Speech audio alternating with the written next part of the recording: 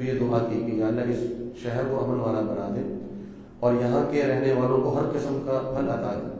اور یہ دعا اللہ تعالیٰ نے قبول کی، برکت دی مکہ میں. اور وہاں حالانکہ کوئی اس جگہ پر کسی قسم کی کھیتی باڑی یا باغات نہیں ہے، لیکن دنیا کا ہر پھل آپ کو مکہ میں ملتا ہے. تو یہ ابراہیم علیہ السلام کی دعا ہے. وہ فرمایا کہ یہ پھل ان کو دینا کہ جو ایمان لانے والے ہوں. تو اللہ رب العالمین نے فرمایا قال، اللہ تعالیٰ نے فرمایا ومن کفر، اور جو کفر کرے گا فأمتعه، تو میں اس کو فائدہ دوں گا قلیلا تھوڑا، ثم اضطره، پھر میں اسے کھینچ کر لے جاؤں گا الی عذاب النار، جہنم کے عذاب کی طرف، وبئس المصیر، اور بہت ہی برا ٹھکانہ ہے. یعنی اللہ رب العالمین نے فرمایا کہ یہ پھل جو ہیں یہ صرف اہل ایمان کو نہیں ملیں گے بلکہ کافروں کو بھی اللہ تعالیٰ دے گا. یہ دعا اس لیے کہ ابراہیم علیہ السلام نے یہ شرط اس لیے رکھی کیونکہ پہلے جب ابراہیم علیہ السلام نے دعا کی تھی کہ یا اللہ امامت جو ہے وہ میری اولاد میں سب کو دینا، تو اللہ رب العالمین نے فرمایا کہ لا ینال عہد الظالمین، کہ میرا یہ جو امامت کا وعدہ ہے یہ ظالموں کو نہیں ملے گا، نافرمانوں کو اللہ تعالیٰ امام نہیں بنائے گا دنیا میں. تو ابراہیم علیہ السلام نے سوچا کہ اگر وہاں پر بھی اہل ایمان کو ہی امامت نصیب ہو رہی ہے تو دنیا کی نعمتیں بھی اہل ایمان کو ملنی چاہیے. تو یہاں پر دعا کی کہ یا اللہ اہل ایمان کو صرف نعمتیں دینا. تو اللہ تعالیٰ نے فرمایا کہ نہیں، یہاں پر ہمارا معاملہ مختلف ہے. دنیا کی نعمتیں ہم سب کو دیتے ہیں، دنیا کی نعمتیں کافروں کو بھی ملتی ہیں، مومنوں کو بھی ملتی ہیں، لیکن جو امامت ہے وہ صرف اہل ایمان کو ملتی ہے. اور جو آخرت کا معاملہ ہے وہ صرف اہل ایمان کے ساتھ ہے.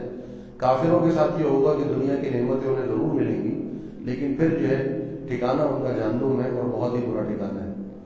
وَإِذْ يَرْفَعُ إِبْرَاهِيمُ الْقَوَاعِدَ مِنَ الْبَيْتِ وَإِسْمَاعِيلُ، وَإِذْ يَرْفَعُ، اور جب بلند کر رہے تھے ابراہیم علیہ السلام القواعد، بنیادیں، من البیت، بیت اللہ کی، وإسماعیل، اور اسماعیل علیہ السلام، یہ دونوں مل کر بیت اللہ کی بنیادوں کو اٹھا رہے تھے.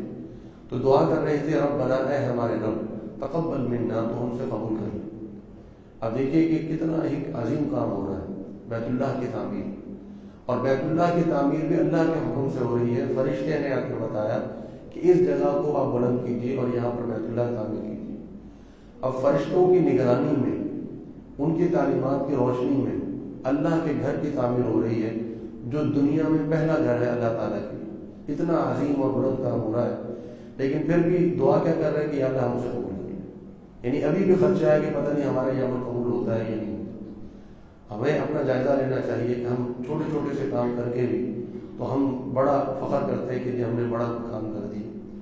تو یہ بیت اللہ کی تعمیر جس کی سینکڑوں سال، ہزاروں سال، جس کا طواف ہونے ہیں، نمازیں ہونی ہیں، وہاں پر صفا مروہ کی سعی ہونی ہے، کتنے نیک اعمال وہاں پر ہونے ہیں، جس کا پورا کا پورا اجر ابراہیم علیہ السلام اور اسماعیل علیہ السلام کے صدقہ جاریہ ہے. لیکن دعا یہ کر رہے ہیں کہ یا اللہ ہم سے قبول کر لے. انک، بے شک تو، انت السمیع العلیم، تو ہی سننے والا اور تو ہی علم والا ہے، لہذا ہم سے یہ قبول کر. پھر مزید دعا کرتے ہیں ربنا، اے ہمارے رب، وجعلنا، اور تو بنا دے ہمیں مسلمین لک، تیرا فرما بردار. اے اللہ تو ہمیں اپنا فرما بردار بنا دے. ومن ذریتنا، اور ہماری اولاد میں سے بھی امتن، ایک گروہ کو، مسلمۃ لک، تو فرما بردار بنا لے اپنا. مسلم کہتے ہیں فرما بردار، اطاعت کرنے والا، سر تسلیم خم کر دینے والا، اپنے سر کو جھکا لینے والا. تو فرمایا کہ یا اللہ ہمیں بھی اپنا فرما بردار بنا لے. ہماری اولاد ساری کی ساری تو ہمیں پتہ ہے کہ فرما بردار نہیں ہوگی، لیکن ایک گروہ ایسا ہو جو ہمیشہ تیرا فرما بردار رہے. وَأَرِنَا، اور تو دکھا دے ہمیں، مناسکنا، ہماری عبادت کے مقامات میں، ہماری عبادت کا طریقہ. مناسک کہتے ہیں حج کی عبادت، لیکن یہ تمام عبادت کے لیے بھی استعمال ہوتا ہے. اے اللہ تو ہمیں دکھا دے ہماری عبادت کا طریقہ. وَتُبْ عَلَيْنَا، اور تو مہربان ہو جا ہم پر. اِنَّكَ، بے شک تو، انت، تو ہی، التواب، بہت زیادہ توبہ قبول کرنے والا، الرحیم، بہت ہی رحم کرنے والا ہے. یہ دعائیں جاری ہیں عاجزی انکساری کے ساتھ. بیت اللہ کی تعمیر ہو رہی ہے لیکن بڑی عاجزی انکساری کے ساتھ یہ دعائیں بھی جاری ہیں. اب مزید دعا کرتے ہیں ربنا، اے ہمارے رب، وبعث، اور تو بھیج، فیہم، اس قوم میں، رسولاً، ایک رسول، منہم، اسی قوم میں سے ہو، یتلو علیہم، جو تلاوت کرے ان پر، آیاتک، تیری آیات ہو، ویعلمہم، اور جو تعلیم دے اس قوم کو، الکتاب، کتاب کی، والحکمت، اور حکمت کی تعلیم دے. کتاب اور حکمت دو چیزیں کا ذکر ہوا، تو ایسا نہیں ہے کہ کتاب میں حکمت نہیں ہے، یہ معاملہ نہیں ہے، لیکن کتاب سے مراد قرآن مجید ہے، اور حکمت جو ہے وہ ایک الگ چیز ہے۔ وہ کیا ہے؟ وہ ہے احادیث مبارکہ۔ اسی لیے الحکمہ کے اوپر آپ دیکھیں گے الف لام آیا ہے۔ اب یہ الف لام جو ہے یہ کسی خاص چیز کو خاص کر دینے کے لیے ہوتا ہے، تو یہاں پر خاص حکمت مراد ہے۔ وہ کون سی حکمت ہے؟ وہ نبی صلی اللہ علیہ وسلم کے فرامین ہے۔ جیسا کہ ایک حدیث میں آتا ہے، آپ صلی اللہ علیہ وسلم نے فرمایا کہ الا انی اوتیت الکتاب ومثلہ معہ، کہ سن لو مجھے کتاب بھی دی گئی ہے اور کتاب کے مثل ایک اور چیز بھی دی گئی ہے، یعنی احادیث مبارکہ۔ تو حدیث مبارکہ کا مقام بھی قرآن مجید کے ساتھ، اور یہ دعا کی ابراہیم علیہ السلام نے کہ یا اللہ ایسا نبی بھیجنا جو کتاب کی بھی تعلیم دے، حکمت کی بھی تعلیم دے، وَيُزَكِّيهِمْ، اور ان کا تزکیہ کرے، تزکیہ نفسوں کو پاک و صاف کر دے، ان کے گناہوں کو دھو ڈالے، ان کے اندر جو اخلاقی اور معاشی اور سماجی جو برائیاں آ گئی ہیں، دلوں میں جو میل چڑھ گیا ہے، یہ سارا اللہ تیرے حکم سے وہ صاف ستھرا کر دے۔ اِنَّكَ بِشَكْلُ انت تو ہی ہے العزیز، بڑا ہی غالب، الحکیم، بڑا حکمت والا۔ العزیز کا معنی ہوتا ہے بڑا قوت اور غلبے والا۔ آپ دیکھیں گے قرآن مجید میں اللہ رب العالمین کا جو یہ نام ہے العزیز، یہ اکیلا استعمال نہیں ہوتا، بلکہ اس کے ساتھ ہمیشہ کوئی نہ کوئی صفت آتی ہے۔ العزیز العلیم ہے، العزیز الحکیم ہے، یعنی اللہ رب العالمین غلبے والا بھی ہے، بڑی قوت والا بھی ہے، لیکن اللہ تعالیٰ اپنے اس غلبے کو بیجا استعمال نہیں کرتا، بلکہ اللہ تعالیٰ اس غلبے کو بڑی حکمت کے ساتھ استعمال فرماتا ہے۔ اللہ تعالیٰ اس غلبے کو بڑی علم کے ساتھ استعمال فرماتا ہے۔ تو ایک ہوتا ہے نا کہ اس کے بعد غلبہ ہے، اب اس پر ظلم کر، اس پر ظلم کر، اس کا حکم دبا لیے، نہیں، اللہ تعالیٰ کا جو غلبہ ہے اللہ تعالیٰ اس کو بڑی حکمت کے ساتھ استعمال کرتا ہے۔ اسی لیے آپ کبھی بھی العزیز کا لفظ اکیلا نہیں دیکھیں گے قرآن مجید۔ آپ العزیز العلیم پڑھیں گے، العزیز الحکیم پڑھیں گے، العزیز الرحیم پڑھیں گے، کہ حکمت کے غالب ہے لیکن رحم کرنے والا ہے۔ یہ دعائیں ابراہیم علیہ السلام نے فرمائی۔ نبی صلی اللہ علیہ وسلم فرماتے ہیں کہ میں اپنے والد ابراہیم کی دعا سنوں، اللہ تعالیٰ نے مجھے ابراہیم علیہ السلام کی دعا قبول کر کے مجھے اس قوم میں بھیجا ہے، اور یہ تمام صفات جو اللہ تعالیٰ سے مانگی گئی اس دعا میں اللہ تعالیٰ نے نبی صلی اللہ علیہ وسلم کو عطا فرمائی۔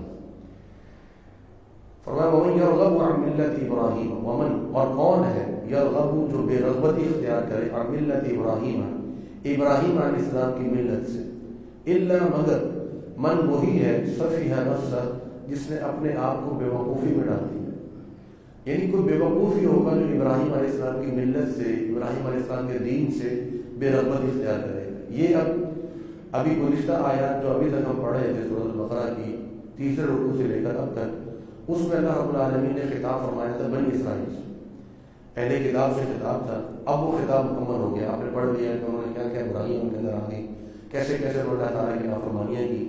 یہ ایک آئینہ تھا جو اللہ تعالیٰ نے ہمارے سامنے رکھ دیا کہ یہ قوم تھی جس کو ہزاروں سال، یعنی 4000 انبیاء ہے اس قوم میں، ہزاروں سال ابراہیم علیہ السلام سے لے کر موسیٰ علیہ السلام تک 2000 سال کا فاصلہ ہے، اور موسیٰ علیہ السلام سے لے کر عیسیٰ علیہ السلام تک 2000 سال کا فاصلہ ہے، یعنی تقریباً 4000 سال اس قوم کو اللہ تعالیٰ نے فضیلت دی۔ پوری دنیا میں سارے انبیاء اسی قوم میں آتے رہے، فرشتے اسی قوم میں آتے رہے، یہی کے پر تعلیمات دیتے رہے، من و سرما پر نازل ہوتا رہا۔ اللہ تعالیٰ نے ان کے خلاف ساری قوتوں کو تباہ و برباد کر دیا، لیکن یہ قوم سرکش ہو گئی، نافرمان ہو گئی۔ پھر انہوں نے جو نافرمانی کی اللہ تعالیٰ نے ہمارے سامنے رکھ دی۔ ہمیں تو ابھی 1400 سال ہو، اور ہم نے زیادہ سے زیادہ کتنی عروج دیکھا ہے، 500 سال کا، 600 سال کا، اس کے بعد سے پھر ہم ذلت و پستی میں چلے گئے۔ تو ہم نے تو بڑی جلدی کی، اللہ تعالیٰ نے جو فضیلتیں اس بنی اسرائیل کو دی تھی ہمیں بھی دی۔ آج بھی جو اس امت کا حال ہے وہ ہمارے سامنے ہے، کیوں ہے؟ یہ آئینہ اللہ تعالیٰ نے ہمارے سامنے رکھ دیا کہ جب یہ نافرمانیاں کرو گے پھر حالت یہی ہوگی جو بنی اسرائیل کی ہوئی تھی۔ اور بنی اسرائیل کو تو اللہ نے بڑا لاڈلا بنا کے رکھا تھا، ہمارے لیے احکامات تھوڑے مختلف اور سخت ہیں۔ اب یہاں سے جو خطاب ہو رہا ہے، جو رکوع 15واں شروع ہو رہا ہے، اب یہاں سے خطاب شروع ہو رہا ہے اہل مکہ سے، مشرکین مکہ سے خطاب شروع ہو رہا ہے، اور تقریباً 2-3 رکوع کے بعد آپ دیکھیں گے کہ جو دوسرا سپارہ ہے اس کے ایک پاؤ کے بعد جو دوسرا پاؤ شروع ہوتا ہے، اس سے لے کے تقریباً سورۃ البقرہ کے اختتام تک اب احکامات شروع ہو جو اللہ تعالیٰ نے ہمیں دیے۔ پہلے اللہ تعالیٰ نے 3 گروہوں کا تعارف کرا دیا، پھر بنی اسرائیل کا تعارف کرایا، اب اہل مکہ سے خطاب ہو رہا ہے اس کے بعد پھر اللہ تعالیٰ ہم سے خطاب کر کے ہمیں احکامات دے گا۔ اب یہاں پر اہل مکہ سے خطاب ہو رہا ہے کہ تم تو اپنے آپ کو ابراہیم علیہ السلام کی اولاد بتاتے ہو، تو پھر ان کے دین پر بھی چلو، وہ مشرک تو نہیں تھے، وہ تو صرف اللہ رب العالمین کی عبادت کرنے والے تھے، تم بے وقوف ہو۔ اور فرمایا وَلَقَدِ اصْطَفَيْنَاهُمْ، اور تحقیق ہم نے چن لیا ان کو فی الدنیا دنیا، وَإِنَّهُمْ اور بے شک وہ فی الآخرۃ آخرت میں لَمِنَ الصَّالِحِينَ بہت ہی جو نیکوکار ہیں ان میں سے ان کا شمار ہوگا۔ ابراہیم علیہ السلام کا تذکرہ جب بھی آتا ہے، میں نے کہا کہ اللہ تعالیٰ بڑے پیار سے بڑی محبت سے ان کا تذکرہ کرتا ہے۔ کیوں کرتا ہے؟ اس کی وجہ اللہ تعالیٰ نے ابتدا میں جو سب سے پہلا جو تذکرہ ہوا ابراہیم علیہ السلام کا، وہ آیت نمبر 124 کے اندر ہوا، وَإِذِ ابْتَلَىٰ إِبْرَاهِيمَ رَبُّهُ بِكَلِمَاتٍ، یہ بنیاد ابراہیم علیہ السلام سے اللہ تعالیٰ کی محبت کی بنیاد یہ آیت ہے کہ ہم نے ابراہیم علیہ السلام سے آزمائشیں لی، بڑی کٹھن بڑی مشکل آزمائشیں، اور ابراہیم علیہ السلام تمام آزمائشوں میں ہر لحاظ سے پورا ہوتا ہے۔ تو جب انسان جو ہے وہ اللہ تعالیٰ کی آزمائش میں پورا اترتا ہے، اللہ تعالیٰ اس سے محبت کرتا ہے، اور جس قدر آزمائشوں سے انسان گزرتا چلا جاتا ہے اور کامیاب ہوتا چلا جاتا ہے، اللہ تعالیٰ کی محبت میں اضافہ ہوتا چلا جاتا ہے۔ نبی صلی اللہ علیہ وسلم سے ایک شخص نے پوچھا تھا کہ سب سے زیادہ آزمائشیں کس پر آتی ہیں؟ الانبیاء ثم الامثل فالامثل، سب سے زیادہ آزمائشیں انبیاء پر آتی ہیں، پھر جو انبیاء کے قریب ہوتے ہیں، پھر جو ان کے قریب ہوتے ہیں۔ تو اللہ تعالیٰ کی آزمائش پر آئے اور اس پر انسان استقامت اختیار کرے تو اللہ تعالیٰ اس سے محبت کرتا ہے۔ اور جتنی آزمائشیں نبی صلی اللہ علیہ وسلم فرمایا کہ سب سے زیادہ آزمائشیں مجھ پر ہیں، یعنی ابراہیم علیہ السلام سے بھی زیادہ آزمائشیں نبی صلی اللہ علیہ وسلم پر ہیں۔ تو فرمایا کہ ہم نے ان کو دنیا میں بھی چن لیا ہے اور آخرت میں بھی وہ نیکوکاروں میں سے ہوں گے۔ کیوں ہوں گے؟ اذ قال، جب کہا، لہو اس کے لیے ابراہیم علیہ السلام کے لیے، رب ان کے رب نے، اسلم فرما بردار ہو جاؤ۔ قال ابراہیم علیہ السلام نے کہا، اسلم تو میں فرما بردار ہو گیا لرب العالمین، تمام جہانوں کے رب کے لیے۔ لمحہ نہیں لگا ہے، فوراً جواب آیا، اللہ تیرا حکم ہے، سر تسلیم خم ہے، میں ماننے والا ہوں، میں قبول کرنے والا ہوں۔ یہ وجہ ہے ابراہیم علیہ السلام سے محبت کی۔ ووصى بها، اور وصیت کی اسی چیز کی، اسی ملت کی، اسی دین کی، ابراہیم علیہ السلام نے بنی ہی اپنی اولاد کو، ویعقوب، اور یعقوب علیہ السلام نے بھی اسی کی نصیحت کی۔ کیا نصیحت کی؟ یا بنی، اے میری اولاد، اے میرے بچوں، ان اللہ، بے شک اللہ تعالیٰ نے، اصطفیٰ چن لیا، منتخب کر لیا، لکم تمہارے لیے، الدین اس دین کو، فلا تموتن پر تمہیں موت نہ آئے، الا مگر، وانتم اس حال میں کہ تم مسلمان ہو، تمہیں اس حال میں موت آنی چاہیے۔ یہ اللہ تعالیٰ نے تمہارے لیے دین یہی رکھا ہے۔ یہ جواب دیا جا رہا ہے یہودیوں کو اور مشرکین مکہ۔ مشرکین مکہ کہا کرتے تھے کہ جی ابراہیم علیہ السلام کا دین جو ہے وہ بت پرستی ہے، یہودی کہا کرتے تھے کہ ابراہیم علیہ السلام کا دین جو ہے وہ یہودیت ہے۔ اللہ رب العالمین نے فرمایا کہ نہیں، اللہ تعالیٰ کے فرما بردار تھے، مشرک نہیں تھے، اور اسی چیز کی نصیحت ابراہیم علیہ السلام نے بھی اپنے اولاد کو کی تھی، اور یعقوب نے۔ یعقوب کا ذکر کیوں کیا ہے؟ کیونکہ یعقوب ہی وہ نبی ہے جن کا نام اسرائیل ہے، اور جن کی اولاد جو ہے وہ بنی اسرائیل کہلاتی ہے، اس لیے خاص طور پر یعقوب علیہ السلام کا ذکر کیا، ورنہ یہ وصیت ہر نبی نے اپنی اولاد کو کی ہے۔ ام کنتم شہداء، ام کیا، کنتم تم تھے، شہداء حاضر، اذ حضر جب آیا تھا، یعقوب و یعقوب پر، الموت موت کا وقت، کیا تم اس وقت یعقوب علیہ السلام کا حاضر تھے؟ اذ قال جب انہوں نے کہا، لبنی اپنی اولاد سے، ما تعبدون کس کی تم عبادت کرو گے، من بعدی میرے بعد، قالوا ان کی اولاد نے یک زبان ہو کر کہا، نعبد ہم عبادت کریں گے، الہ کا آپ کے معبود کی، و الہ آبائک اور ہمارے آبا و اجداد کے معبود کی۔ کون آبا و اجداد؟ ابراہیم و اسماعیل و اسحاق، ہمارے آبا و اجداد یہ ہیں، ابراہیم، اسماعیل اور اسحاق، الہا واحدا جو ایک ہی الہ ہے، ہمارا الہ اور آپ کا الہ اور آپ کے آبا و اجداد کا الہ، ہم سب کا الہ کون ہے؟ سب ایک ہی الہ ہے، وَنَحْنُ لَهُ مُسْلِمُونَ اور ہم اسی کے لیے فرمانبردار ہیں۔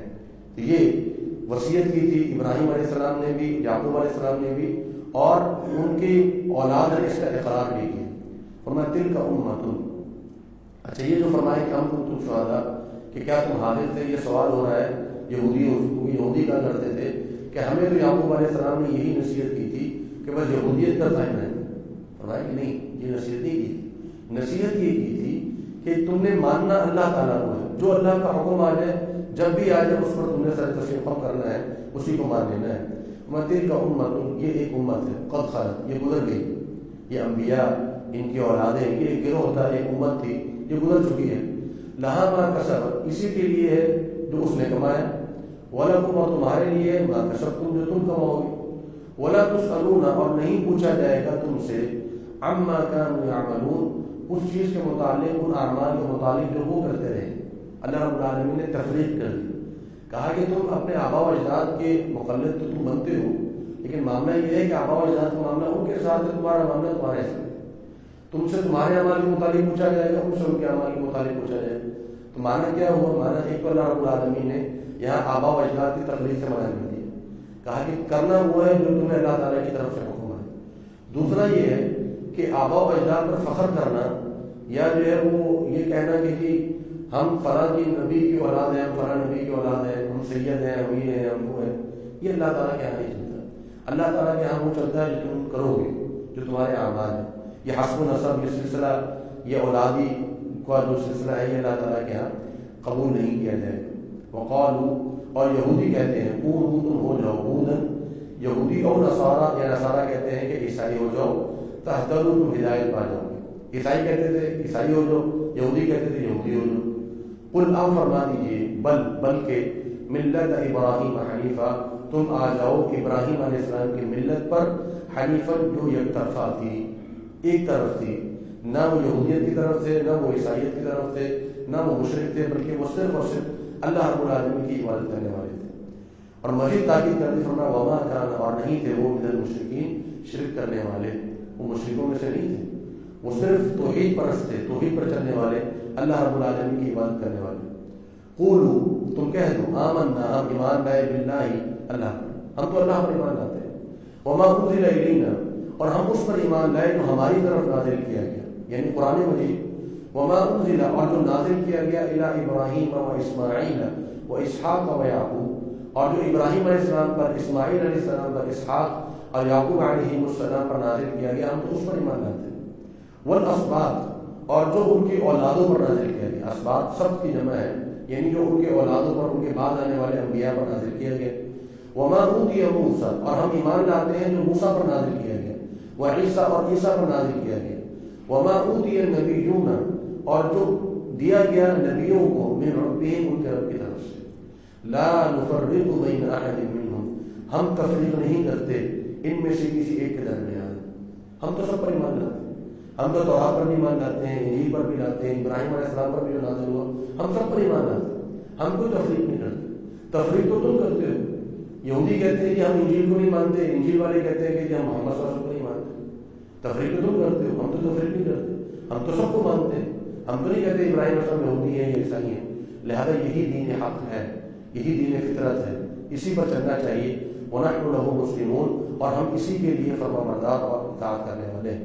فَإِنْ آمَنُوا، بس اگر یہ یہودی، عیسائی، مشرکین مکہ یہ ایمان لے جاتے ہیں، بِمِثْلِ، اس کے مثل، مَا آمَنْتُمْ بِهِ، جیسا تم ایمان لائے ہو، فَقَدِ اهْتَدَوْا، تو یہ ہدایت یافتہ ہے۔ اب یہ دیکھیے کہ اللہ رب العالمین نے صحابہ کرام کے ایمان کو معیار بنا دیا، ہم سب کے لیے، آنے والوں کے لیے بھی اور جو گزر چکے ہیں ان کے لیے، کہ ایمان ویسا ہونا چاہیے جیسا صحابہ کا ایمان۔ ما آمنتم، اے صحابہ تم ایمان لائے، تو صحابہ کا ایمان معیار ہے۔ اس لیے ہم کہتے ہیں کہ تقلید نہیں کرنی چاہیے، لیکن جو منہج ہے وہ کیا ہے کہ قرآن کو سمجھنا چاہیے، حدیث کو سمجھنا چاہیے، اور اس طرح سمجھنا چاہیے جیسے صحابہ نے سمجھا، جیسا ایمان صحابہ کا تھا، جیسا اعمال صحابہ کے تھے، جو منہج صحابہ کا تھا، ہمیں اس کی پر چلنا چاہیے۔ اور ہمیں اس کا حکم کس نے دیا؟ اللہ تعالیٰ نے۔ فَإِنْ آمَنُوا بِمِثْلِ مَا آمَنْتُمْ بِهِ فَقَدِ اهْتَدَوْا، جیسا ہے صحابہ تم ایمان لائے ہو ویسا ایمان لائیں گے تو ہدایت یافتہ ہوں گے۔ وَإِنْ تَوَلَّوْا، اور اگر یہ پھر گئے، فَإِنَّمَا هُمْ فِي شِقَاقٍ، تو یہ تو ہے ہی اختلاف میں۔ شقاق کہتے ہیں پھٹ پڑنے والی چیز، جو پھٹ جائے، ٹکڑوں میں پڑ جائے، تو یہ تو ٹکڑوں میں بٹے ہوئے۔ اگر صحیح راستے پر آنا ہے، صحیح طریقے پر آنا ہے، تو اس طرح ایمان لانا ہوگا جس طرح صحابہ ایمان لائے ہیں۔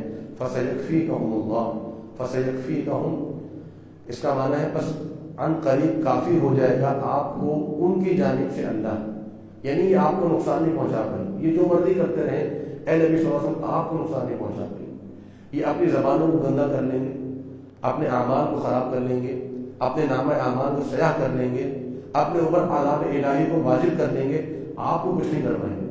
آج بھی ہے نا لوگ نبی صلی اللہ علیہ وسلم کی گستاخی کرنے والے، جرأت کر رہے ہیں، لیکن یہ کیا کر رہے ہیں؟ یہ چاند پر تھوک رہے ہیں۔ نبی صلی اللہ علیہ وسلم فرمایا کہ یہ تو کسی مذمم کی مذمت کرتے ہیں، میں تو محمد ہوں، میرا تو نام کا معنی کیا ہے؟ تعریف کیا گیا، تو یہ میرا کچھ نہیں بگاڑ سکتے۔ نبی صلی اللہ علیہ وسلم کو یہ لوگ کچھ نہیں بگاڑ سکتے۔ جس قدر گستاخی کی جرأت کریں گے اسی قدر اپنے نام اعمال کو سیاہ کریں گے، اللہ تعالیٰ کے اعمال کو دعوت دیں گے، اللہ تعالیٰ نبی صلی اللہ علیہ وسلم کے لیے کافی ہوں گے۔ میں اور آپ مل کر نبی صلی اللہ علیہ وسلم کی وہ نصرت نہیں کر سکتے جو اللہ رب العالمین کر سکتا ہے، اور اللہ نے نصرت کا وعدہ کیا ہے۔ میں اور آپ کچھ نہیں بگاڑ سکیں گے نبی صلی اللہ علیہ وسلم کے دشمنوں کا، اللہ رب العالمین کا ایک حکم ان کو آنے فانا تباہ و برباد کر دے گا۔ لیکن ہمیں بہرحال اس حوالے سے ایک غیرت ہونی چاہیے، ایک غصہ ہونا چاہیے، اور اپنی استطاعت کے بقدر وہ کر لینا چاہیے کہ کل اللہ رب العالمین کی بارگاہ میں ہم کچھ پیش کرنے کے قابل ہوں، منہ دکھانے کے قابل ہوں۔ ایسا کچھ نہ کچھ اعمال ہمارے ہونے چاہیے۔ وہ السمیع العلیم، اور وہی ہے سننے والا، العلیم جاننے والا۔ صبغۃ اللہ، اللہ کے رنگ کو اختیار کر لو۔ ومن احسن من اللہ صبغۃ، اور اس شخص سے بہتر کون ہے، اور کون ہے اللہ کے رنگ سے بہتر؟ یہ کیا معنی ہے اس کا اللہ کا رنگ؟ اس کا معنی یہ ہے کہ یہودی جو ہے، جب کوئی یہودیت قبول کرتا تھا تو اس کو ایک خاص رنگ میں نہلاتے تھے۔ اسی طرح عیسائی میں ان کے یہاں زرد رنگ کے ساتھ بپتسمہ کیا جاتا ہے، آج بھی گرجا گھروں میں جو ہے وہ پانی چھڑکا جاتا ہے جو زرد رنگ کا ہوتا ہے، اس پر زرد رنگ کا پانی چھڑکتے تھے اور کہتے تھے کہ اب تم عیسائیت کے رنگ میں رنگ گئے ہو۔ تو فرمایا کہ یہ رنگ جو تم نے بنا لیے ہیں یہ تمہارے اپنے بنائے ہوئے رنگنا ہے تو اللہ کے رنگ میں رنگ۔ اللہ کا رنگ کیا ہے؟ اللہ کا رنگ اللہ کی عبادت کا رنگ، اللہ کے دین کا رنگ، اور یہ فطرت کا رنگ ہے۔ دیکھیے کہ اسلام نے کسی رنگ کو نہیں قبول کیا سوائے سفید کو، سفیدی کا رنگ اللہ کو بڑا پسند ہے، تو یہ ایک رنگ کا اللہ تعالیٰ نے حکم دیا، لیکن کسی خاص عبادت میں کسی خاص رنگ کو اختیار کرنے کا حکم نہیں دیا۔ ہمارے یہاں یہ جو حج پہ احرام پہنا جاتا ہے سفید رنگ کا، یہ سفید رنگ کا حکم بھی اللہ نے نہیں دیا، نبی صلی اللہ علیہ وسلم نے نہیں دیا۔ ایک فطرتی رنگ ہے تو اس کو اختیار کر لیا ہم نے، اچھا ہے کہ اختیار کر لیا جائے، لیکن کسی بھی عبادت کے لیے کوئی خاص رنگ اختیار نہیں ہوا۔ ہمارے یہاں پگڑیاں چلتی ہیں مختلف رنگوں کی، جی ہرا رنگ کی پگڑی پہن لی جائے، لال رنگ کی پہن لی جائے، گولڈن رنگ کی پہن لی جائے، کوئی رنگ اللہ رب العالمین نے اختیار نہیں کیا۔ رنگ ہر قسم کا پہنا جا سکتا ہے، رنگ اگر اختیار کرنا ہے تو اللہ کا رنگ اختیار کرو، اور وہ ہے روحانی رنگ، جسمانی رنگ نہیں، روحانی رنگ میں رنگنا ہے جو اللہ رب العالمین نے دیا ہے۔ اور وہ کیسے ہے؟ وَنَحْنُ لَهُ عَابِدُونَ، ہم تو اسی کی عبادت کرنے والے ہیں۔ اللہ کے رنگ میں رنگنا ہے تو اللہ کی عبادت کو اختیار کرو، یہ ہے روحانی رنگ، اس رنگ کو اختیار کرو۔ قل آپ فرما دیجیے اتحاجوننا فی اللہ، کیا تم جھگڑتے ہو ہم سے اللہ کے متعلق؟ وَهُوَ رَبُّنَا وَرَبُّكُمْ، جبکہ وہ تمہارا بھی رب ہے ہمارا بھی رب ہے۔ تم اللہ کے متعلق ہم سے جھگڑتے ہو، تم کہتے ہو اللہ تین کا تیسرا ہے، بعض کہتے ہیں کہ خضر علیہ السلام معاذ اللہ ہے، یا ہم اللہ کے بیٹے ہیں، ہم اللہ کی اولاد ہیں۔ تم اللہ کے متعلق جھگڑتے ہو، تمہیں اللہ کا خوف نہیں آتا؟ وہ تمہارا بھی رب ہے ہمارا بھی رب ہے، ہم کوئی نیا رب لائے ہو تو ہم سے جھگڑو، ہم تو وہی رب مانتے ہیں جس رب کو تم مانتے ہو۔ وَلَنَا أَعْمَالُنَا، ہمارے لیے ہمارے اعمال ہیں، وَلَكُمْ أَعْمَالُكُمْ، تمہارے لیے تمہارے اعمال۔ اب یہاں پر برات کا اعلان کر دیا، اب جو مرضی کرتے کرو، ہم نے حجت قائم کر دی ہے، تمہیں بتا دیا ہے یہ حق ہے یہ باطل ہے، اب تم عمل کرتے ہو تو اپنے اعمال کے ذمہ دار تم ہوگے، ہم جو عمل کرتے ہیں ہم اپنے اعمال کے ذمہ دار ہم خود ہیں۔ وَنَحْنُ لَهُ مُخْلِصُونَ، اور ہم تو اللہ ہی کے لیے اپنے دین کو خالص کر دینے والے ہیں۔ ام تقولون، کیا تم کہتے ہو، ان ابراہیم و اسماعیل و اسحاق و یعقوب والاسباط کانوا ھودا و نصارا، کہ بے شک ابراہیم، اسماعیل، اسحاق، یعقوب ان کی اولادیں کہ وہ یہودی یا عیسائی تھے، کیا تم یہ کہتے ہو؟ قل آپ فرما دیجیے اانتم اعلم ام اللہ، کیا تم زیادہ جانتے ہو یا اللہ زیادہ جانتے ہیں؟ ابراہیم علیہ السلام کے متعلق اللہ رب العالمین نے ایک اور جگہ پر یہ فرمایا کہ ابراہیم علیہ السلام تو یہودیوں اور عیسائیت سے پہلے تھے، موسیٰ علیہ السلام سے یہودیت کا آغاز ہوا، وہ ابراہیم علیہ السلام کے 2000 سال کے بعد ہے۔ عیسیٰ علیہ السلام سے عیسائیت کا آغاز ہوا، وہ ابراہیم علیہ السلام کے 4000 سال کے بعد ہے۔ تو وہ کیسے یہودی عیسائی ہو سکتے تھے؟ بلکہ تمہیں ابراہیم کی ملت پر آنا چاہیے جن کی نسل سے تم چلے آ گئے۔ فرمایا ومن اظلم، اور اس سے بڑا ظالم کون ہوگا، ممن، اس شخص سے، کتم شہادتن، جو چھپا لے گواہی کو، عنده، اس کے پاس ہے، من اللہ، اللہ کی جانب سے، اس کے پاس اللہ کی جانب سے گواہی موجود ہے، اس کو چھپا کر بیٹھا ہوا۔ اللہ کی جانب سے گواہی کہاں موجود ہے؟ تورات میں موجود ہے، انجیل میں موجود ہے۔ گواہی کیا موجود ہے کہ یہ نبی صلی اللہ علیہ وسلم جو ہے یہ اللہ کے سچے نبی ہیں، ان کی صفات تورات میں بھی موجود ہے، انجیل میں بھی موجود ہے۔ وَمَا بِغَافِلٍ عَمَّا تَعْمَلُونَ، اور نہیں ہے اللہ غافل تمہارے اعمال سے، اللہ تمہارے اعمال سے غافل نہیں ہے. تِلْكَ أُمَّةٌ، یہ تو ایک گروہ تھا، ابراہیم علیہ السلام کا ایک گروہ تھا، قد خلت کے گزر چکا ہے، لہا ما کسبت، انہی کے لیے ہے جو انہوں نے کمایا، وَلَكُمْ مَا كَسَبْتُمْ، اور تمہارے لیے ہے جو تم نے کمایا، وَلَا تُسْأَلُونَ عَمَّا كَانُوا يَعْمَلُونَ، اور جو وہ عمل کرتے رہے اس کے متعلق تم سے سوال نہیں کیا جائے گا. تم سے سوال کیا کیا جائے گا؟ تمہارے اعمال کے متعلق، تمہارے اعمال کے متعلق تم سے سوال کیا جائے گا، ان کے اعمال کے متعلق تم سے سوال کیا جائے گا. یہاں پر پہلا سپارہ جو ہے وہ مکمل ہو گیا. اللہ رب العالمین نے جو یہودیت پر، عیسائیت پر گفتگو فرمانی تھی، اور جو پھر آخر میں یہ بتانا تھا کہ ابراہیم علیہ السلام کا تعلق کن کے ساتھ ہے اور اس امت کا ابراہیم علیہ السلام کے ساتھ کیا تعلق ہے، وہ بھی ہمارے لیے واضح کر دیا کہ ہم اور آپ جو ہیں اور یہ امت جو ہے یہ ابراہیم علیہ السلام کی ملت پر قائم ہے، اسی ملت پر قائم ہے جو آج سے 5,000-6,000 سال پہلے آئی تھی ابراہیم علیہ السلام کی امت، ابو الانبیاء جو کہلاتے تھے. اب چند احکامات کا تذکرہ جو ہے دوسرے سپارے سے شروع ہو جائے گا. فرمایا سيقول السفهاء من الناس ما ولاهم عن قبلتهم التي كانوا عليها. سيقول عن قریب کہیں گے السفهاء بیوقوف من الناس، لوگوں میں سے، ما ولاهم، کس چیز نے پھیر دیا ہے ان کو، واللہ ہمارا پھیر دینا، ما ولاهم کس چیز نے پھیر دیا ہے ان کو، عن قبلتهم ان کے قبلے سے، التي كانوا عليها جس پر یہ پہلے تھے. اب یہ معاملہ کیا ہے کہ نبی صلی اللہ علیہ وسلم جب مکہ میں موجود تھے تو آپ صلی اللہ علیہ وسلم کی کوشش ہوا کرتی تھی کہ نماز اس رخ پر پڑھے کہ بیت اللہ اور بیت المقدس دونوں سامنے آ جائیں تاکہ دونوں قبلوں کی طرف رخ ہو جائے. اب جب مدینہ تشریف لائے نبی صلی اللہ علیہ وسلم ہجرت ہوئی تو مدینہ ایسی جگہ پر تھا کہ اس کے ایک طرف بیت اللہ تھا اور دوسری طرف جو ہے وہ بیت المقدس تھا، یعنی جنوب کی طرف بیت اللہ ہے، شمال کی طرف جو ہے بیت المقدس ہے. اب ایک ہی طرف رخ ہو سکتا تھا. نبی صلی اللہ علیہ وسلم نے بیت المقدس کی طرف رخ فرمایا اللہ تعالیٰ کے حکم سے، کیونکہ اس کے دو مقاصد تھے. ایک مقصد تو یہ تھا کہ چونکہ ہجرت کر کے آئے بیت اللہ سے تو لہٰذا مشرکین مکہ سے ان سے اظہار برات کرنا تھا تاکہ ان کو تھوڑا دھچکا لگے کہ یہ جتنے بھی لوگ ہیں یہ ہمارے قبلے کو چھوڑ کر دوسرے قبلے کی طرف ہو گئے. اور دوسری حکمت اس میں یہ تھی کہ جو یہودی تھے جو مدینہ میں آباد تھے ان کو خود سے قریب کرنا تھا، تو لہٰذا ان کے قبلے کا اختیار کرنے کا حکم دے دیا گیا. یہ اللہ کی حکمت تھی اور اللہ تعالیٰ نے اس کا حکم دیا. 16-17 مہینے گزر گئے، یہودیوں پر حجت قائم ہو گئی، دعوت ان کو پہنچ گئی. اب اللہ رب العالمین کی طرف سے حکم یہ آیا کہ اب بیت اللہ کی طرف رخ کریے. اب بیت اللہ کی طرف رخ کرنے میں فائدے کافی تھے. ایک فائدہ تو یہ تھا کہ اب جو مرکزیت ہے وہ بیت اللہ کی ہو جائے. پورا عرب جو ہے وہ بیت اللہ کو مانتا تھا. اب اگر پورے عرب کو دعوت دینی ہے تو بیت اللہ جو ہے وہ ان سے انسیت تھی ان کی، تو لہٰذا ان کے قریب کر لیا جائے. اور دوسرا اب یہودیوں سے اظہار برات کا موقع آ گیا کیونکہ ان پر حجت قائم ہو چکی.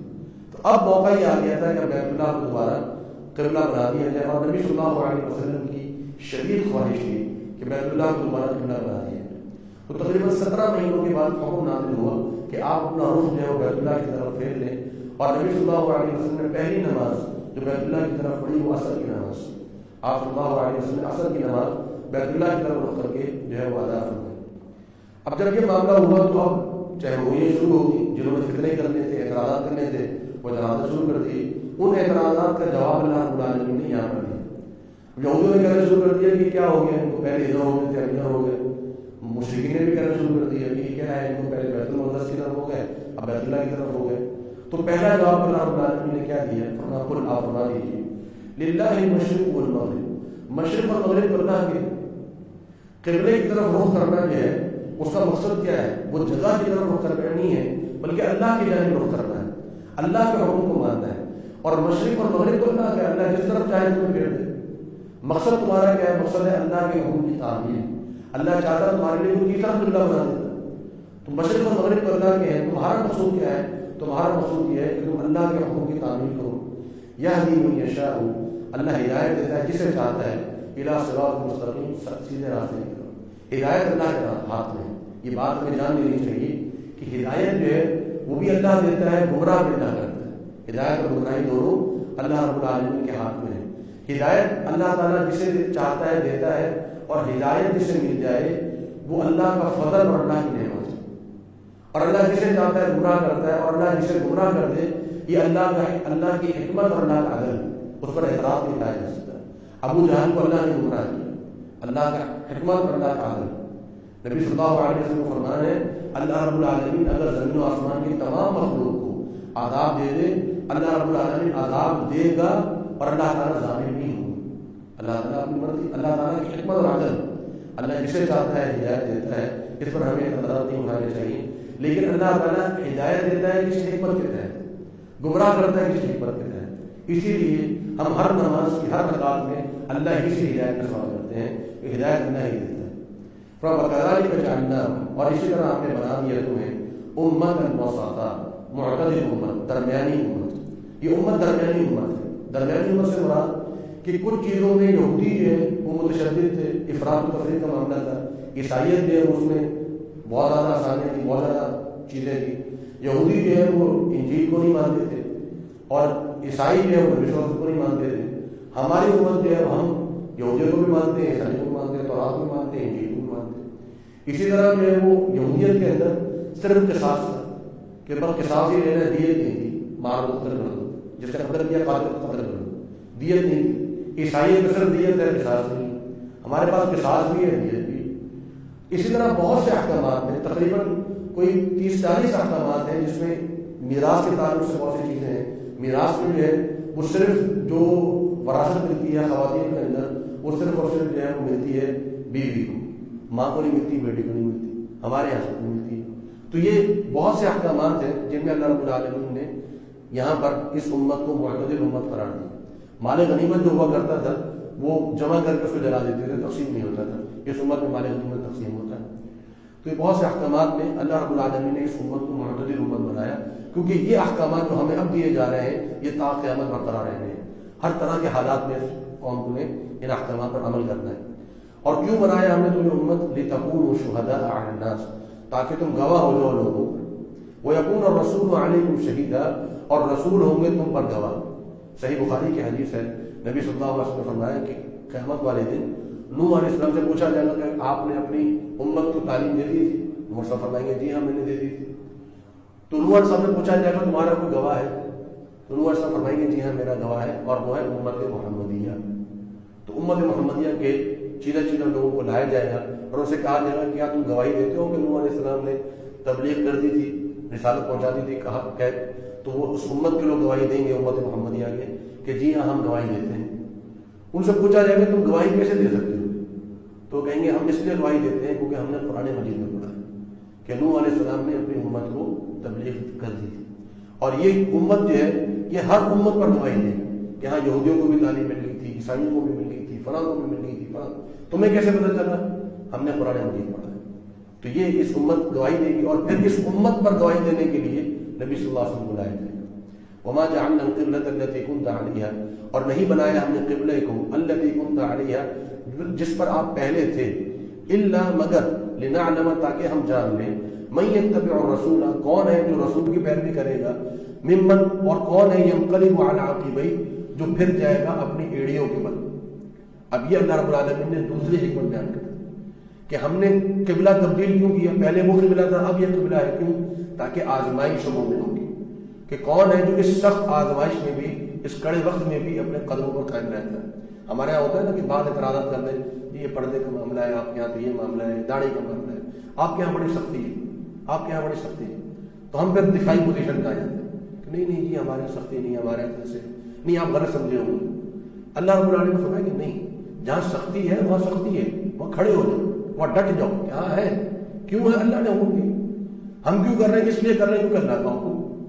ہم کیوں کر رہے ہیں؟ کیونکہ ہم نے نبی صلی اللہ علیہ وسلم کی اطاعت کرنی۔ تو پھر وہاں دفاعی پوزیشن میں نہیں آنا چاہیے کہ جی آپ کے یہاں بڑی سختی ہے، یہ آپ ہر وقت توحید کرتے رہتے ہیں، سنت کرتے رہتے ہیں، اب بدعت کرتے رہتے ہیں۔ کیوں کرتے رہتے ہیں بھائی؟ اس لیے کرتے ہیں کیونکہ اللہ کا حکم ہے، ہمیں اللہ نے حکم دیا ہے کہ توحید کو پھیلاؤ، سنت کو پھیلاؤ، اس لیے ہم کرتے ہیں۔ تو لہٰذا جہاں پر اللہ کا حکم آ جائے وہ آزمائش کا وقت ہے، وہاں پر پھر ڈٹ جانا ہے، قائم ہو جانا ہے، پھر دفاعی پوزیشن پہ نہیں جانا۔ اور فرمایا کہ کچھ لوگ ایسے ہوتے ہیں جوڑے کے بل پھر جاتے ہیں، وہ گھوم جاتے ہیں، وہ کہتے ہیں نہیں جی ہمارے تو ہمیں تو سمجھ نہیں ہے، یہ کیسے ہو سکتا ہے؟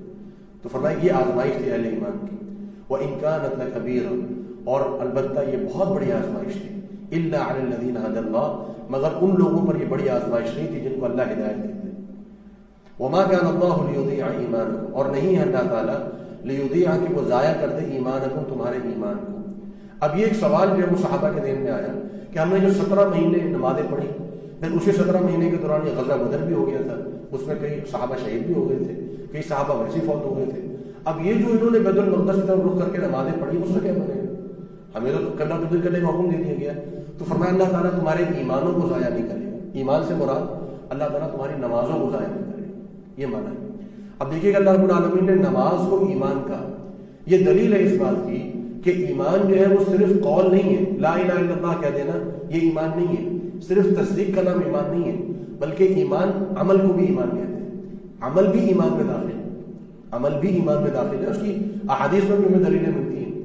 اللہ کے رسول صلی اللہ علیہ وسلم نے فرمایا کہ ایمان کے جو ہے وہ 70 سے زائد شعبے ہیں، الایمان بضع و ستون شعبہ، اور پھر فرمایا کہ سب سے ادنا جو شعبہ ہے اس کا وہ کیا ہے؟ اماطۃ الاذی عن الطریق۔ ایمان کا سب سے ادنا درجہ یہ ہے کہ آپ راستے سے کوئی تکلیف ہٹا دیں، یہ ایمان کا درجہ ہے، ایمان کا درجہ ہے عمل، لیکن کیا ہے کہ ایک انسان کا ایمان کیا ہے کہ اس کو ابھارتا ہے کہ وہ اترے گاڑی سے، اتر کے راستے سے تکلیف کو ہٹا دے، اور میں یہ ایمان کا درجہ ہے۔ والحیاء شعبۃ من الایمان، تو میں حیا جو ہے یہ ایمان کا ایک شعبہ ہے، ایک قسم۔ تو فرمایا اللہ رب العالمین تمہاری نمازوں کو ضائع نہیں کرے گا۔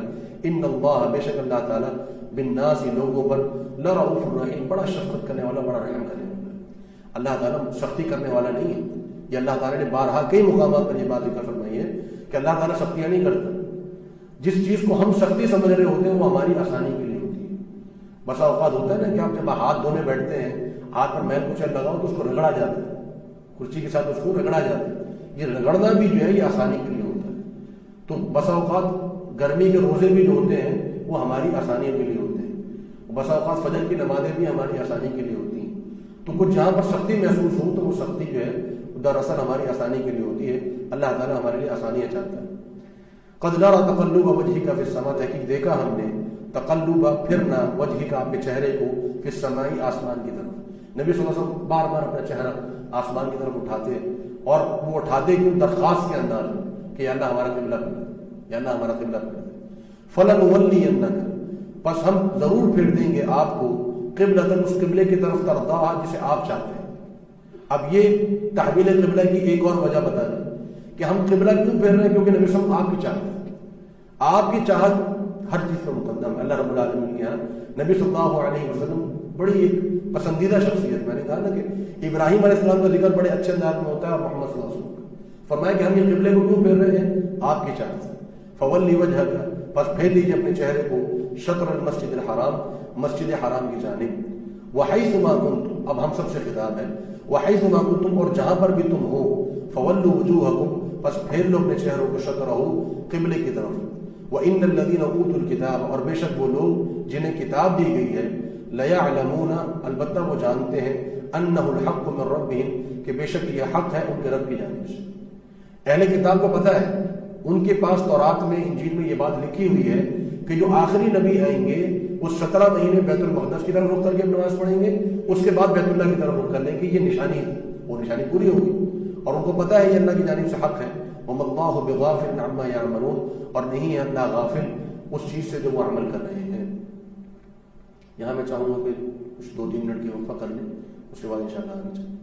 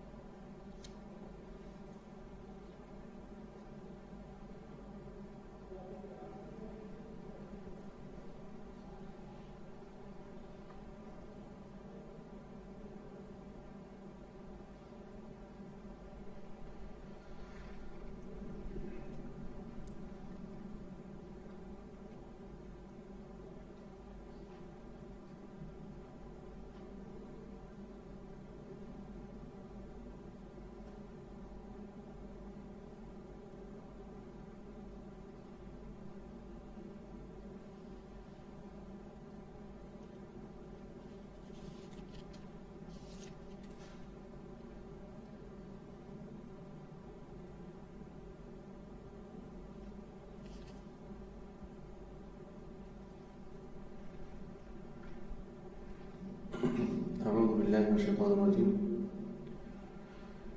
وَلَئِنْ أَتَيْتَ الَّذِينَ أُوتُوا الْكِتَابَ بِكُلِّ آيَةٍ مَا تَبِعُوا قِبْلَتَهُمْ وَلَئِنْ أَتَيْتَ اور اگر آپ لے آئے الَّذِينَ أُوتُوا الْكِتَابَ اہل کتاب کے پاس بِكُلِّ آيَةٍ ہر نشانی مَا تَبِعُوا قِبْلَتَكَ یہ آپ کے قبلے کی پیروی نہیں کریں گے وَمَا أَنْتَ بِتَابِعٍ قِبْلَتَهُمْ اور نہ ہی آپ پیروی کرنے والے ہیں ان کے قبلے کی وَمَا بَعْضُهُمْ اور نہ ہی ان کا بعض بِتَابِعٍ قِبْلَةَ بعض کے قبلے کی پیروی کرنے والا ہے۔ یہاں اللہ رب العالمین نے وضاحت فرما دی کہ اب تا قیامت آپ کے اور ان کا قبلہ الگ الگ ہوگا، اور یہ بھی وضاحت فرما دی کہ یہ آپ کے قبلے پر نہیں آئیں گے، یعنی یہودیت عیسائیت جو ہے بہرحال قائم رہے گی۔ اور تیسری بات یہ فرما دی کہ یہ ایک دوسرے کے قبلے کی بھی پیروی نہیں کرتے، یعنی ان کا بعض کے قبلے کی پیروی نہیں کرتا۔ معنی یہ ہے کہ یہودیوں کا قبلہ جو ہے وہ بیت المقدس کے شمال کی جانب دیوار گریہ ہے، وہ قبلہ ہے بیت المقدس کا، اور ان کا یہودیوں کا، اور عیسائیوں کا جو قبلہ ہے وہ بیت المقدس کے مشرق کی جانب ایک یہ سمجھیے کہ چھوٹا سا کمرہ سمجھ لیجیے، یا وہاں اس طرف ایک جگہ ہے جہاں پر عیسیٰ علیہ السلام کی جو نفخ روح والا معاملہ ہے وہ ہوا تھا، یعنی جہاں مریم علیہ السلام کے بطن میں روح پھونکی گئی تھی، جس کا ذکر قرآن مجید میں آتا ہے، تو وہ روح وہاں پھونکی گئی تھی، اور وہ قبلہ ہے عیسائیوں کا۔ تو یہ ایک ہی قبلہ ہوتے ہوئے بھی ان کا آپس میں اتفاق نہیں، یہ اس طرف کو رخ کرتے ہیں، وہ اس طرف کو رخ کرتے ہیں۔ وَلَئِنِ اتَّبَعْتَ أَهْوَاءَهُمْ اور اگر آپ پیروی کریں گے ان کی خواہشات کی، مِن بَعْدِ مَا جَاءَكَ مِنَ الْعِلْمِ اس کے بعد کہ آپ کے پاس علم آ گیا ہے، آپ کے پاس علم آ چکا، وحی آ چکی ہے، إِنَّكَ إِذًا لَمِنَ الظَّالِمِينَ تو بے شک اس وقت آپ ظالموں میں سے ہو جائیں گے۔ الَّذِينَ آتَيْنَاهُمُ الْكِتَابَ الَّذِينَ وہ لوگ آتَيْنَاهُمْ جن کو ہم نے کتاب دی ہے، يَعْرِفُونَهُ تو وہ اس معاملے کو جانتے ہیں، یعنی تحویل قبلہ کے معاملے کو اچھی طرح جانتے ہیں، كَمَا يَعْرِفُونَ أَبْنَاءَهُمْ جیسے وہ اپنی اولادوں کو پہچانتے ہیں، یعنی جس طرح ایک باپ اپنے بیٹے کو پہچانتا ہے اور اس کو پہچاننے میں سینکڑوں بچوں میں بھی کھڑا ہوگا تو پہچان لے گا، اسی طرح یہ لوگ بھی جو اہل کتاب ہیں عیسائی اور یہودی، ان کو پتہ ہے کہ یہ تحویل قبلہ کا جو معاملہ ہے یہ بالکل برحق ہے، اس میں کسی قسم کی کوئی غلطی نہیں ہے۔ وَإِنَّ فَرِيقًا مِّنْهُمْ اور بے شک ایک گروہ ان میں سے لَيَكْتُمُونَ الْحَقَّ وہ حق کو چھپاتے ہیں، وَهُمْ يَعْلَمُونَ اس حال میں کہ وہ علم رکھتے ہیں، جانتے بوجھتے بھی یہ حق کو چھپاتے ہیں، اور یہ ان کی سرشت ہے، ان کی عادت ہے، ان کی فطرت ہے اہل کتاب کی، یہودیوں کی اور عیسائیوں کی، حق کو چھپانا۔ الحق من ربک یہ آپ کے رب کی جانب سے حق ہے، فلا تکونن من الممترین بس آپ ہرگز نہ ہو جائیں من الممترین شک کرنے والوں میں سے، شک نہیں ہونا چاہیے۔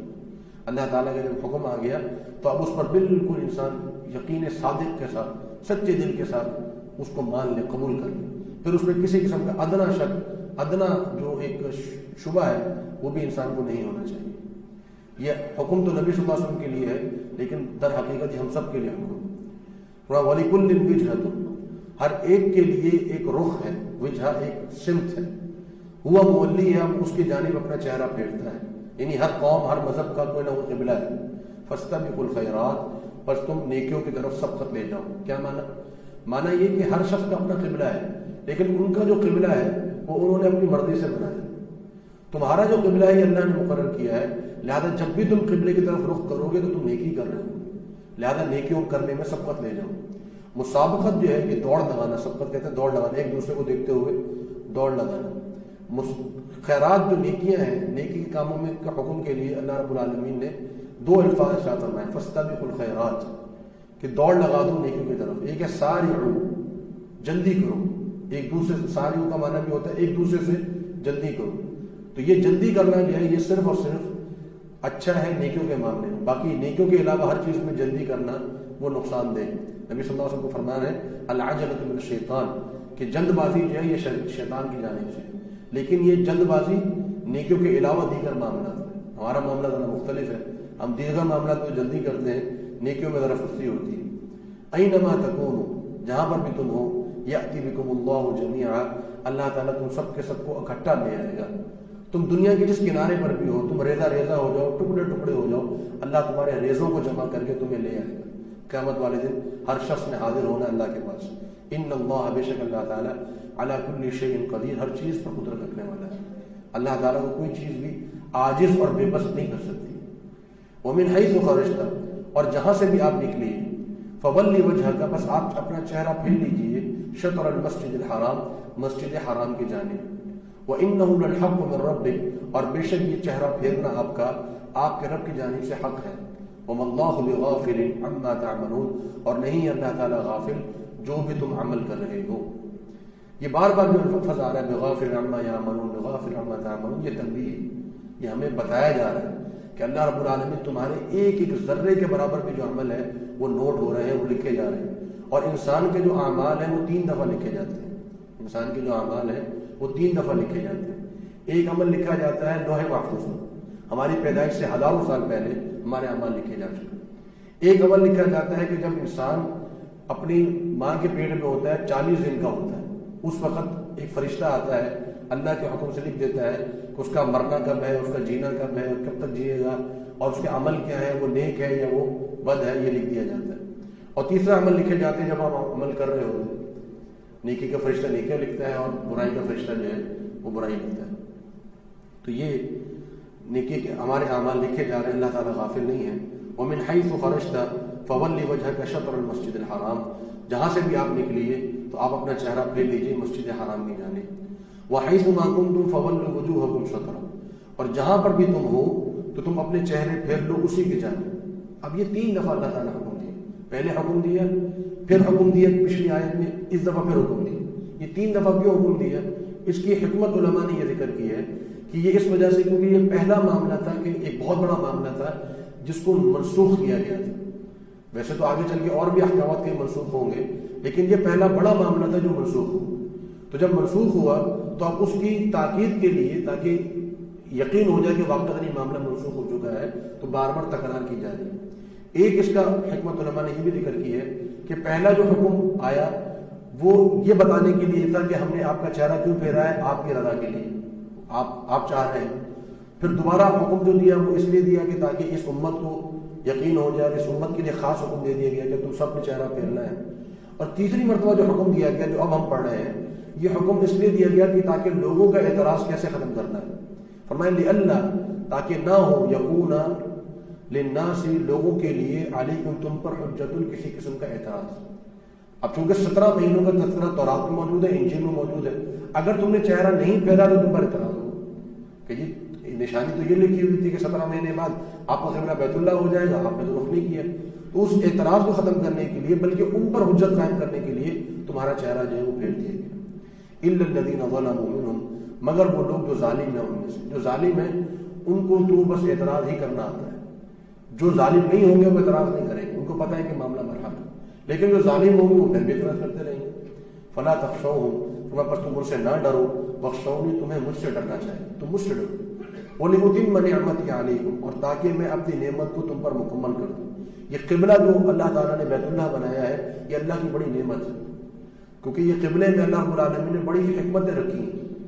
یہ اللہ رب العالمین نے اس کو امن کا گہوارہ بنا دیا. وہاں کسی بھی قسم کا جو ہے وہ خون ریزی نہیں ہو سکتی, کسی قسم کا کسی کا مال نہیں اٹھایا جا سکتا. اللہ تعالیٰ نے اس کو پرامن علاقہ بنا دیا. اللہ رب العالمین کی ساری نعمتیں وہاں پر ہیں. پھر اللہ رب العالمین کے حکم سے دجال وہاں پر داخل نہیں ہو سکے گا. تو یہ بڑی نعمت ہے اللہ تعالیٰ کی جو تحویل قبلہ کی صورت میں اللہ تعالیٰ نے اس امت کو عطا کی. اور اس امت کا چونکہ مرکز رہا ہے عرب, اور عرب میں اس قبلے کو سنبھالنا آسان تھا. آپ دیکھیے ہمارا جو قبلہ اول ہے مسجد اقصیٰ آج مسلمانوں کے پاس نہیں ہے. اللہ نے کرے اگر یہ مسجد اقصیٰ ہمارا قبلہ ہوتا اور آج ہمارے ہاتھ میں نہ ہوتا تو ہماری کیا کیفیت ہوتی. تو یہ اللہ رب العالمین کی بڑی نعمتیں ہیں جو اللہ نے ہمیں عطا کی ہیں اس قبلے کی صورت میں. وَلَعَلَّكُمْ تَهْتَدُونَ اور تاکہ تم ہدایت یافتہ ہو جاؤ. كَمَا أَرْسَلْنَا فِيكُمْ رَسُولًا ہم نے یہ نعمت اسی طرح تم پر مکمل کی ہے جس طرح ارسلنا ہم نے بھیجا فیکم تم میں رسولا اپنے رسول کو. ایک نعمت وہ بھی ہے اور بہت بڑی نعمت ہے. نبی صلی اللہ علیہ وسلم کا آنا یہ ہمارے لیے بہت بڑی نعمت ہے. تمام نعمتوں کا آغاز اسی نعمت سے ہوتا ہے, ساری ہدایت وہیں سے آئی. یتلو علیکم آیات, اب یہ وہی بات جو ابراہیم علیہ السلام نے دعا کی تھی اس کی تعبیر جو اللہ رب العالمین بیان کر رہا ہے کہ جس طرح ہم نے تمہارے اندر رسول بھیج دی. یتلو علیکم آیاتنا وہ ہماری آیات تم پر تلاوت کرتا ہے. یہ دعا کی تھی ابراہیم علیہ السلام نے, قبول ہو گئی. وَيُزَكِّيكُم تمہارا تزکیہ کرتا ہے. یہ بھی دعا مانگی تھی ابراہیم السلام نے، پوری ہوگی. وَيُعَلِّمُكُمُ الْكِتَابَ وَالْحِكْمَةَ اور تمہیں کتاب اور حکمت کی تعلیم دیتا ہے. یہ بھی دعا کی تھی ابراہیم علیہ السلام نے، یہ بھی پوری ہوگی.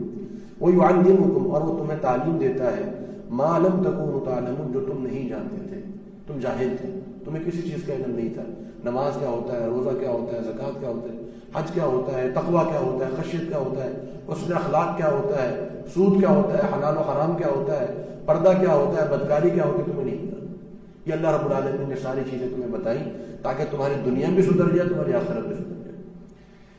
فاذکرونی لہذا تم میرا ذکر کرو. اذکرکم میں تمہارا ذکر کروں.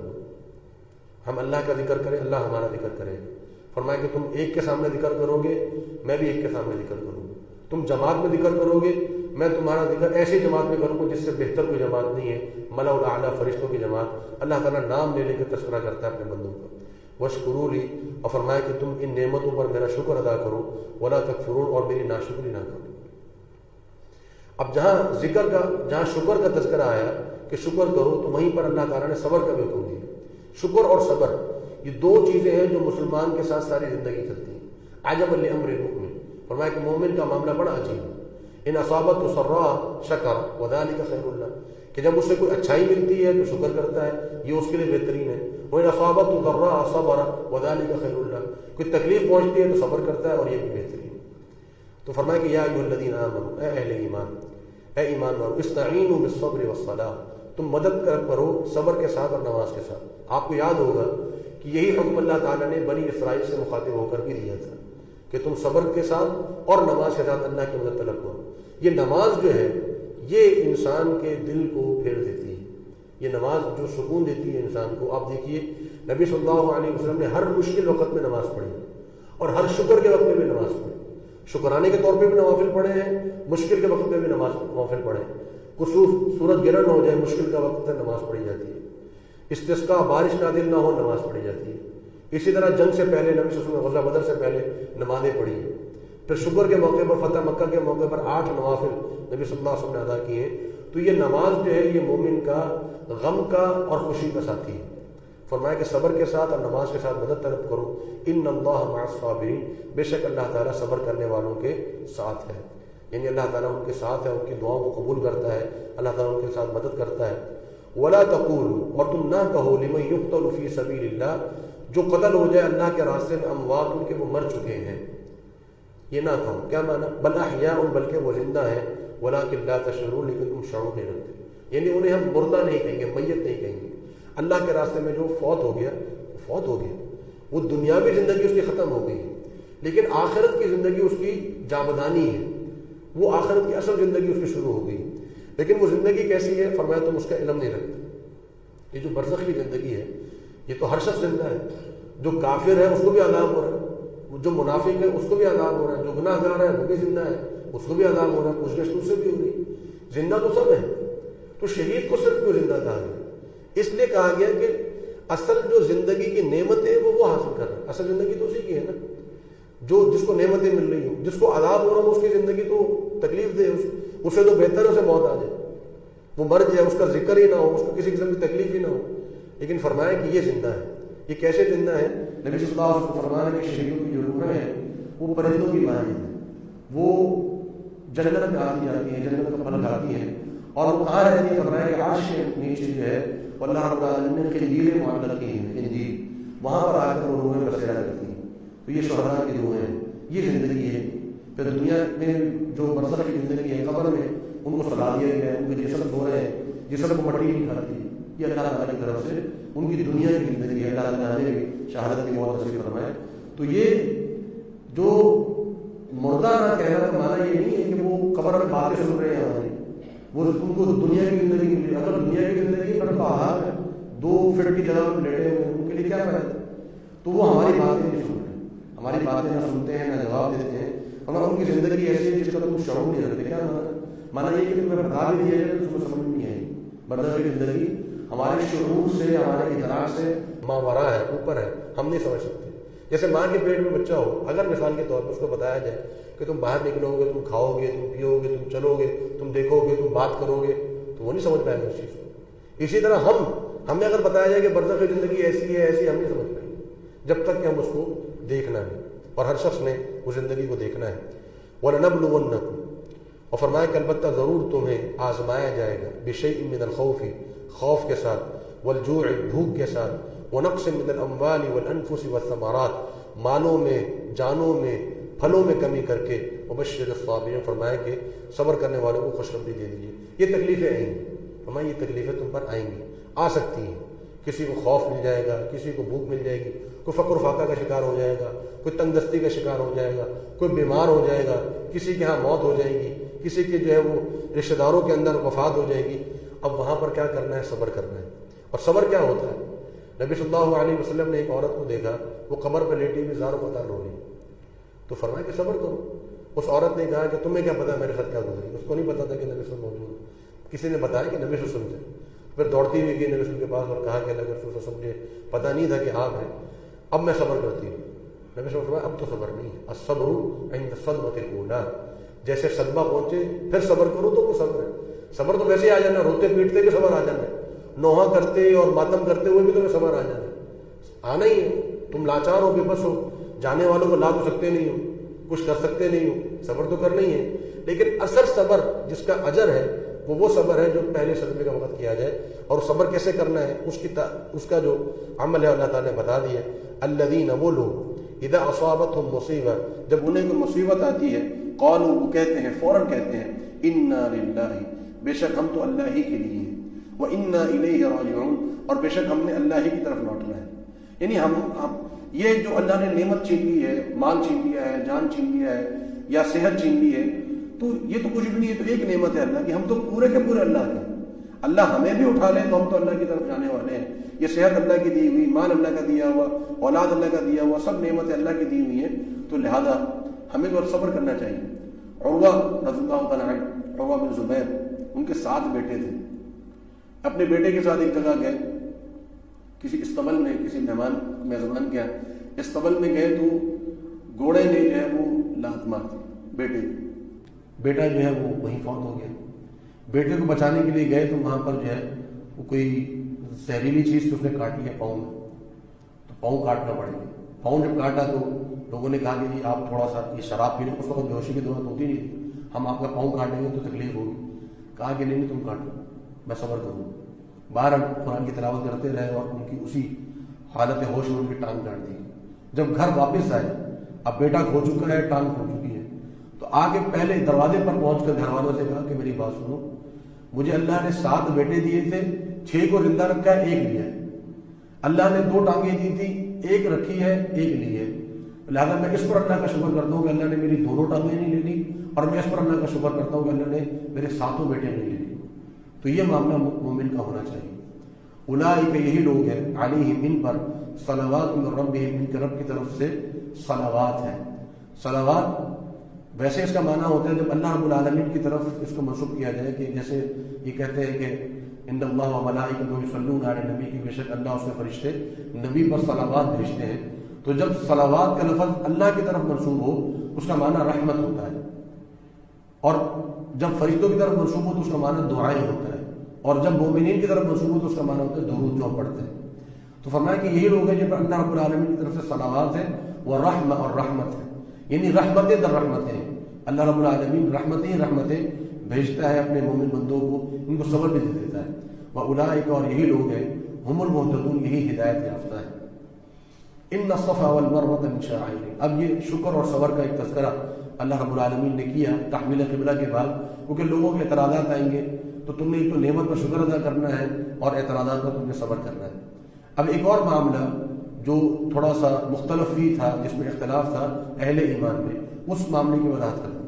ان الصفا والمروہ، بے شک صفا اور مروہ کی پہاڑیاں، من شعائر اللہ، اللہ کی نشانیوں میں سے، یعنی اللہ کی عبادت کی جاتی ہے صفا اور مروہ کے ذریعے سے۔ شعائر کہتے ہیں جو دین کی علامت ہوتی ہے، جیسے اذان اللہ کے شعائر میں سے ہے، نماز اللہ کے شعائر میں سے ہے، داڑھی شعائر اللہ میں سے۔ تو جتنے بھی اللہ کے شعائر ہوتے ہیں، جو دین کی نشانیاں ہوتی ہیں، ان کی تعظیم کرنا ضروری ہے۔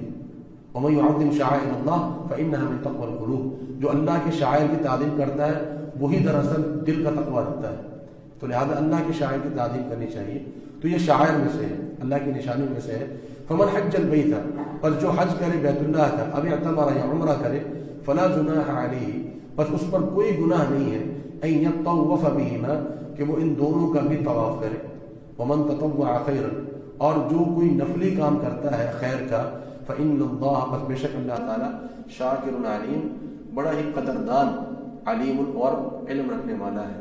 اللہ تعالیٰ اس کے عمل کی بڑی قدر کرتا ہے جو نفلی کام کرتا ہے، اور ہم کہتے ہیں بڑے قدردان ہیں، معنی قدردان کا کہ یہ ہمارے کام کی قدر کرتے ہیں۔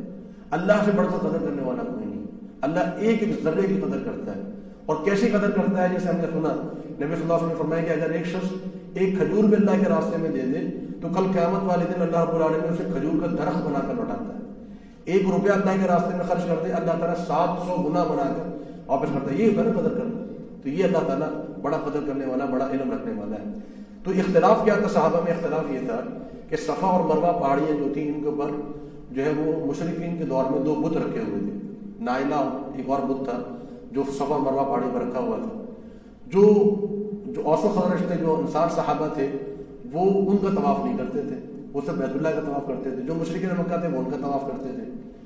تو یہ اب اختلاف ہو گیا کہ اب تو چونکہ ہم مومن ہو چکے ہیں سب، تو کیا اب صفا اور مروہ کی ہم نے سعی کرنی ہے یا نہیں کرنی؟ تو اللہ رب العالمین نے یہاں پر واضح فرما دیا کہ صفا اور مروہ کی سعی اس لیے نہیں ہوتی تھی کہ اس کو بت رکھے ہوئے تھے، بلکہ صفا اور مروہ کی سعی اس لیے ہوتی تھی کہ اس کا حکم تھا، اللہ تعالیٰ کی نشانیوں میں سے تھی، لہٰذا جب عمرہ کرو اور حج کرو تو ان کا طواف تم نے کرنا ہے۔ ان الذین یکتمون ما انزلنا من البینات، بے شک وہ لوگ جو چھپاتے ہیں ما انزلنا، جو ہم نے نازل کیا، من البینات، دلائل، والہدی، اور ہدایت، من بعد ما بیناہ، بعد اس کے کہ ہم نے اس کو واضح کر دیا ہے، للناس، لوگوں کے لیے، فی الکتاب، قرآن مجید میں، اولئک، یہی لوگ ہیں، یلعنہم اللہ، جن پر اللہ کی لعنت ہے، ویلعنہم اللاعنون، اور لعنت کرنے والوں کی لعنت ان پر۔ یعنی جو قرآن مجید پر جو بیان ہوا، حق بیان ہوا، اس کو اگر کوئی چھپاتا ہے، اس کو واضح نہیں کرتا، شرک کی آیات ہیں، توحید کی آیات ہیں، اور دیگر جو احکامات کی آیات ہیں، ان کو چھپا لیتا ہے، واضح نہیں کرتا، حالانکہ اللہ تعالیٰ نے تو بیان کس لیے کیا؟ تاکہ لوگوں کو معلوم ہو۔ فرمایا یہ وہ لوگ ہیں جن پر اللہ کی لعنت۔ لعنت کا معنی کیا ہوتا ہے؟ لعنت کا معنی ہوتا ہے اللہ رب العالمین کی رحمت سے دوری۔ دنیا میں 2 ہی چیزیں ہیں، یا اللہ کی رحمت ہے یا اللہ کی لعنت، تیسری کوئی چیز نہیں۔ اس لیے نبی صلی اللہ علیہ وسلم نے فرمایا کہ اللہ رب العالمین کی دنیا پر لعنت ہے سوائے 3 چیزوں کے۔ پوری دنیا، الدنیا کلھا ملعونہ، الدنیا کلھا ملعونہ، فرمایا دنیا پر ساری کی ساری اللہ کی لعنت ہے۔ کیا معنی؟ یعنی دنیا اللہ کی رحمت سے خالی ہے سوائے 3 چیزوں کے۔ فرمایا ایک وہ شخص جو قرآن مجید پڑھتا ہے، دوسرا وہ جو قرآن مجید پڑھاتا ہے، اور تیسرا وہ جو ان دونوں کی کفالت کرتا ہے۔ یہ 3 افراد ہیں جو اللہ کی لعنت سے جو ہے بچے ہوئے، باقی پوری دنیا اللہ کی رحمت سے دور ہے۔ الا الذین تابوا، مگر وہ لوگ جو توبہ کر لیں، وہ اصلحوا، اور اپنی اصلاح کر لیں، وبینوا، اور معاملے کو واضح کر دیں، فاولئک اتوب علیہم، یہی لوگ ہیں جن پر میں مہربان ہوتا ہوں، وانا التواب الرحیم، اور میں تو بہت ہی زیادہ توبہ قبول کرنے والا، بڑا ہی رحم کرنے والا ہوں۔ ان الذین کفروا، بے شک وہ لوگ جنہوں نے کفر کیا، وماتوا، اور مر گئے، وہم کفار، اس حال میں کہ وہ کافر تھے، اولئک، یہی لوگ ہیں، علیہم، ان پر، لعنت اللہ، اللہ کی لعنت ہے، والملائکۃ، اور فرشتوں کی لعنت ہے، والناس اجمعین، اور تمام لوگوں کی لعنت ہے۔ اب جو لوگ حالت کفر میں مر جاتے ہیں تو ویسے تو کسی کو مطلق کر کے لعنت نہیں کرنی چاہیے، حتیٰ کہ ابلیس پر بھی لعنت اس وقت کی جائے گی جب قرآن مجید میں فرمایا کہ لعنہ اللہ، اللہ نے اس کو لعنت کی ہے، ورنہ اللہ رب العالمین نے کسی بھی شخص کو مخاطب کر کے، فرعون جیسا شخص، ابو جہل جیسا شخص، اور لوگ بھی ان کو مخصوص کر کے لعنت دی کہ فلاں کافر پر اللہ کی لعنت، تو لہذا مخصوص کر کے لعنت نہیں کرنی چاہیے۔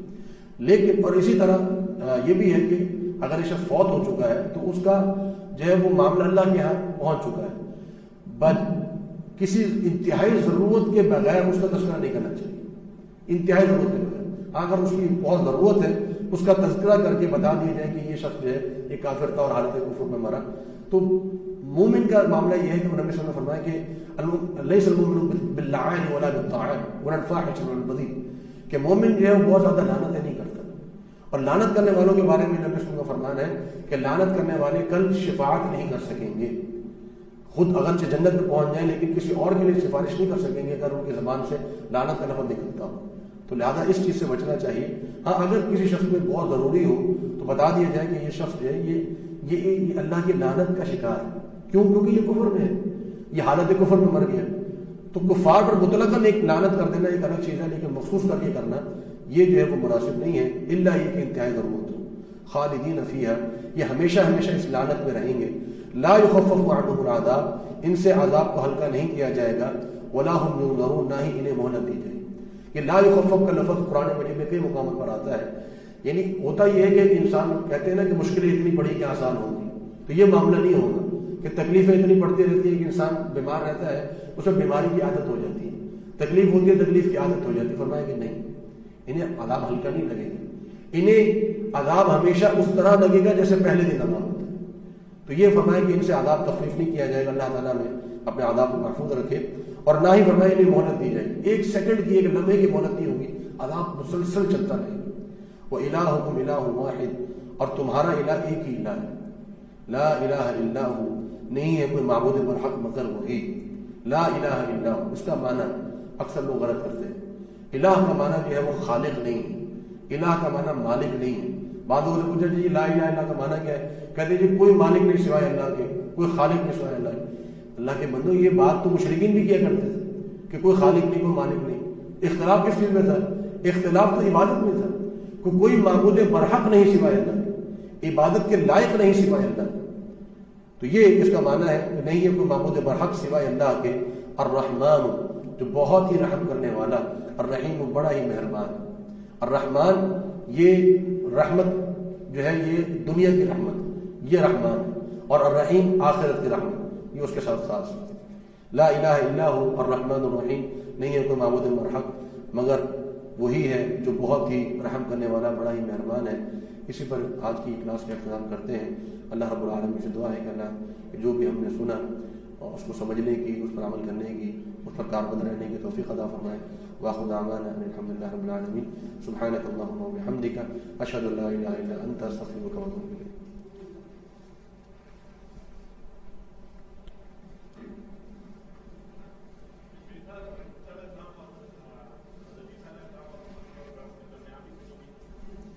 جی، موسیٰ علیہ السلام اور عیسیٰ علیہ السلام کافی نبی ہیں. نبی صلی اللہ علیہ وسلم تک نہیں.